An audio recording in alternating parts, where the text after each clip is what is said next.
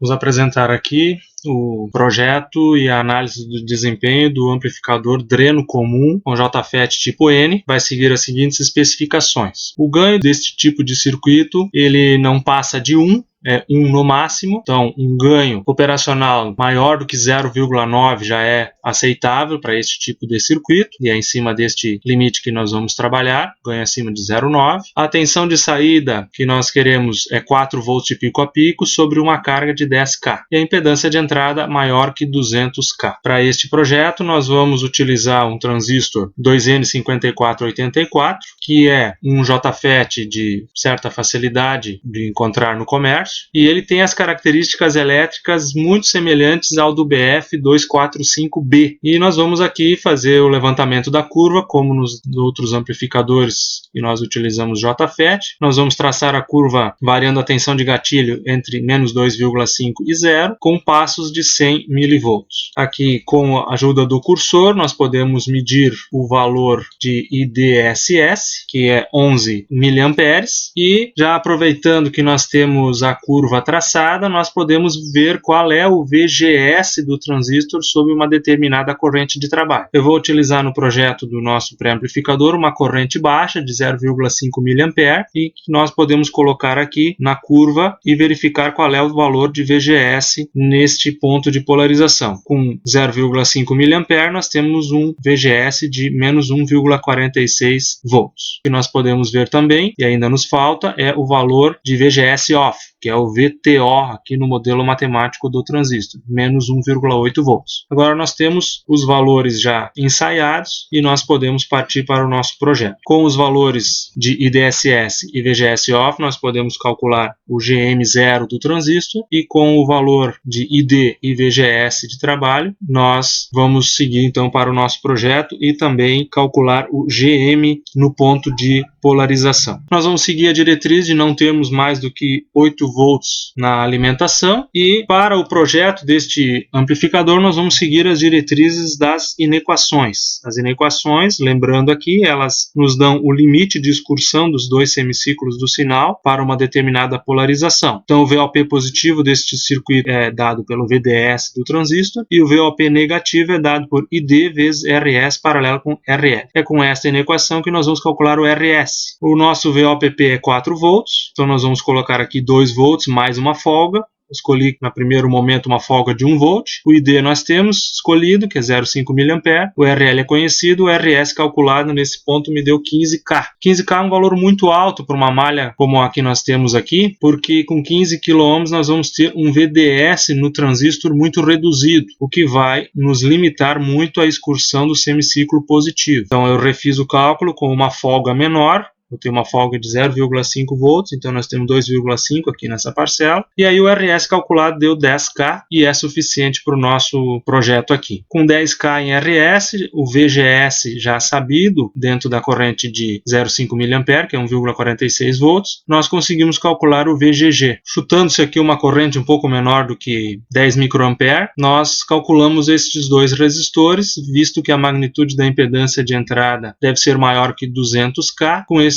resistores aqui, nós contemplamos a tensão de VGG necessária e a impedância de entrada também vai estar contemplada. Com estes valores, nós podemos simular a nossa tensão de saída. Estou usando os cursores aqui para nós medirmos o VPP. Temos 4 volts na saída. Para a avaliação deste circuito, nós vamos avaliar com 4 volts na saída, e para isso nós vamos colocar um sinal de entrada um pouco maior do que 4 volts, visto que o ganho sempre é menor do que 1. Se fosse numa montagem prática, bastaria nos ajustar aqui a amplitude do gerador de função, mas aqui nós temos que fazer algumas tentativas de iteração, e aplicando-se 2,17 volts de pico, ou seja, 4,34 volts de pico a pico, nós temos então na saída os 4 volts. Dividindo-se 4 por 4,34, nós vamos ter um ganho medido de 0,92, e um ganho calculado para este circuito é 0,93, dando aqui uma aproximação muito boa. Para medirmos a impedância de saída, nós vamos proceder da maneira usual. Nós vamos medir a tensão de saída sem carga. Eu vou usar aqui um resistor de 10 mega como carga, para simular um circuito aberto, e depois nós vamos colocar aqui uma resistência que faz com que a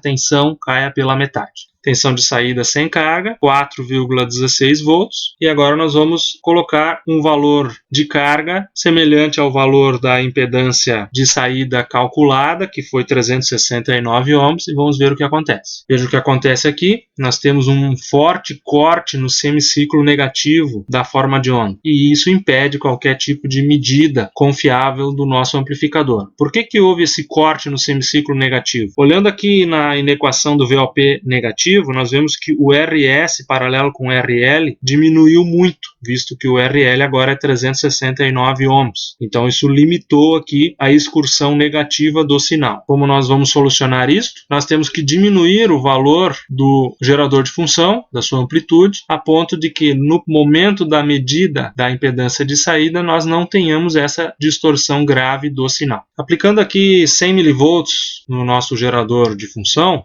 o sinal de saída não tem mais a distorção, temos 49 mV na saída, mas nós precisamos primeiro agora fazer a medida do sinal de saída sem carga antes de aplicarmos o valor que nós pretendemos medir. Com o circuito aberto aqui, nós temos um sinal de saída então de 96,14 mV e a metade disso será 48,07. Então o que nós vamos fazer aqui? Nós vamos ajustar o valor de RL a ponto de alcançarmos a metade do sinal que nós temos no momento. Depois de algumas tentativas, nós chegamos aqui no valor que nós esperávamos, que é 48,07, e o valor de carga que fez com que a tensão caísse pela metade foi 354,5 ohms. Que é menor do que o valor da impedância de saída calculado, que era de 369 ohms. Esses 14 ohms de diferença, eles se dão devido a uma resistência interna que o JFET apresenta, que nos livros aparece como um RID minúsculos, que é uma resistência que pode variar de acordo com a polarização do transistor. Esses valores podem variar de valores menores que 10K até valores até 40 kΩ.